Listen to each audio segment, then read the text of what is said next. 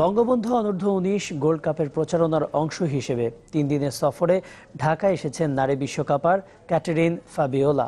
2011 সালে জার্মানি বিশ্বকাপে খেলেছেন কলম্বিয়ার জার্সি গায়ে। তার সঙ্গী দেশটির সাবেক ফুটবলার জেসিকা হুরতাদো। কিশোরীদের উৎসাহ দিতেই বাংলাদেশে এই দুই ফুটবলার।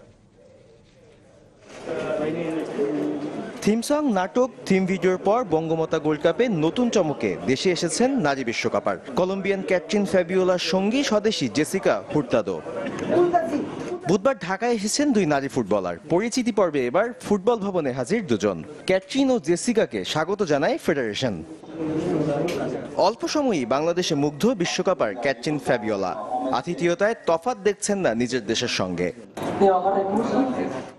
এখানে এসে আমার ভিন্ন কিছু মনে হচ্ছে না, সবকিছু দেখে আমার দেশের মতো মনে হচ্ছে, সেই একই চিরচেনা পরিবেশ। বঙ্গমাতা গোল্ড কাপের প্রচারের অংশ হিসেবে দেশে এসেছেন তারা। শুক্রবার দিনব্যাপী আয়োজনে কিশোরীদের সঙ্গে সময় কাটাবেন এই দুই কলম্বিয়ান। আমাদের এখানে আসার উদ্দেশ্য কিশোরীদের উজ্জীবিত করা। এখানে আসতে পেরে খুব খুশি, আতিথেয়তায় মুগ্ধ আমি। এখন শুধু মাঠে নামার জন্য মুখিয়ে আছি।